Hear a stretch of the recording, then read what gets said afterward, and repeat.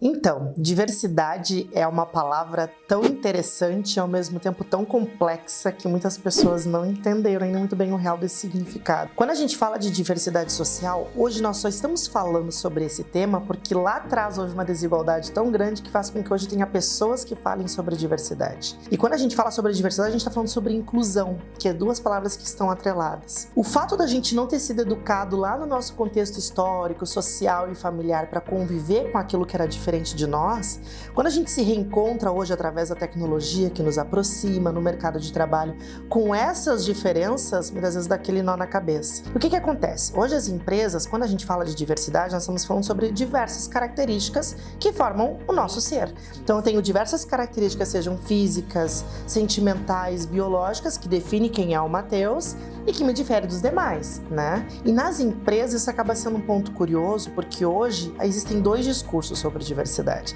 Existem os discursos que as lideranças e as empresas, quem tem o poder, falam o que é diversidade. Então, para essas pessoas, diversidade é falar de inovação, é falar de gerar resultados, é falar de gerar produtividade, entre outros pontos. E do outro lado, há as pessoas que levantam essa bandeira da diversidade de uma forma verdadeira, porque de fato são pessoas que sofrem preconceito. Hoje, quem levanta a bandeira dentro das empresas e na sociedade sobre esse tema é quem de fato sofre um tipo de preconceito.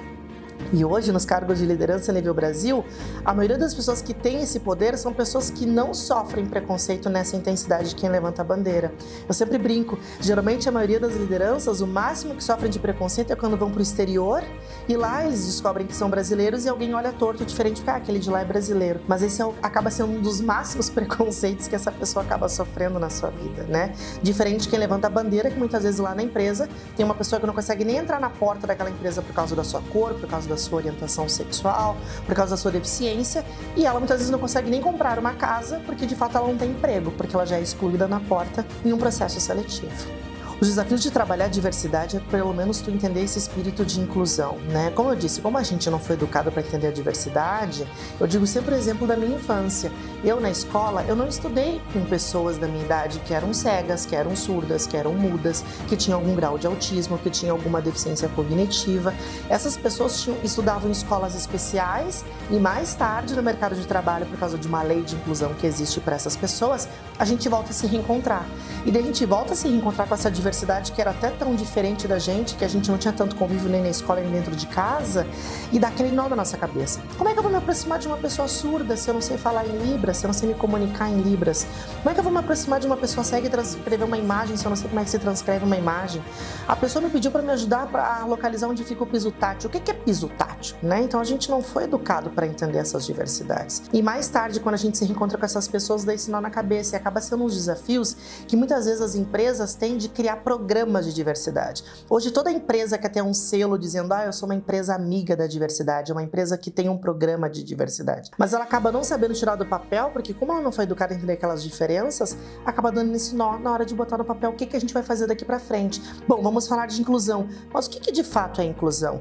Não é só uma data comemorativa para celebrar lá no calendário e no Dia da Mulher entregar algum presente, ou lá no mês Orgulho LGBT a empresa querer fazer uma atividade de sensibilização.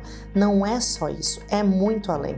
É ajudar a proporcionar para a gente combater uma desigualdade, é dar espaço para pessoas que têm sim competência para estar naquele espaço e não ser mais avaliada pela aparência. Porque muitas coisas que acontecem hoje em dia eu vou ser avaliado pela minha aparência ou pela minha competência aqui nessa empresa? Se já começa pela aparência, já está errado, porque a minha competência já foi descartada naquele início. E muitas vezes, só por eu ser avaliado por uma característica minha que não agrada aquela pessoa que vai me dar o poder de entrar lá dentro, eu já acabo sofrendo, porque eu já vou então entrar mais no índice da desigualdade, porque eu fui avaliado de uma forma incorreta. Hoje em dia eu vejo empresas trabalhando de dois pontos, né? De uma forma verdadeira e ainda de uma forma muito como marketing, né? As empresas que levam essa bandeira muito como marketing acabam se perdendo nesse contexto.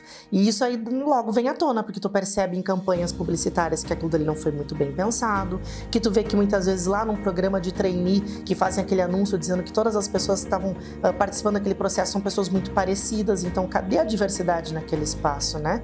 Mas muitas vezes tem empresas que fazem isso de uma forma muito verdadeira nos seus programas de inclusão, que é contratação de diversidade para cargos de liderança, equidade nos salários. Isso é uma coisa principal. Se tu não tem equidade nos salários e homem continua ganhando mais do que uma mulher dentro de uma mesma função, aí ele já tem uma desigualdade, né? E entre outros exemplos, como não só as datas comemorativas que aproximam pessoas para se conectar e se educar, mas já tem áreas específicas dentro das empresas que vão pensar sobre diversidade e inclusão e de que forma tu pode alinhar esse tema como estratégico para impactar desde lá do processo seletivo e chegar naquela ponta do iceberg que os líderes falam, que é lucro, produtividade, engajamento, porque sim, uma empresa pode chegar lá, mas para ela chegar lá, ela tem que saber trabalhar com essa base de diversidade e inclusão. Então, por isso que hoje algumas empresas investem em áreas e profissionais para poder trabalhar com isso de uma forma muito transparente, muito verdadeira, muito ética e ajudar a conseguir resultados inesperados. Uma dica que eu dou para as empresas e lideranças que querem começar a trabalhar esse tema de uma forma muito verdadeira é primeiro ouvir o público interno. Tenta descobrir primeiro dentro da empresa quem são as pessoas que trabalham naquela empresa. Pode ser uma pesquisa, um censo interno, pode ser até daqui a pouco pesquisando lá nas fichas cadastrais quem são as cores que trabalham naquele espaço, quem são as pessoas que têm algum tipo de deficiência, quem são mulheres, quem são homens e onde essas pessoas estão ocupando esses espaços, né? Será que tem mulheres na liderança? Será que tem negros na liderança? Será que tem pessoas com deficiência na liderança? LGBTs, enfim, como um todo. Onde estão os refugiados? Estão só nos cargos de limpeza ou também estão trabalhando no processo administrativo? Então, quando a empresa começa a reconhecer quem são esses públicos que trabalham lá dentro, ela precisa dialogar.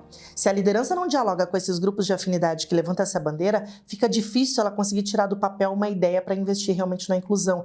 Porque só quem realmente sofre preconceito sabe dizer para aquela pessoa que ainda não entendeu o tema de que forma a gente pode avançar nisso.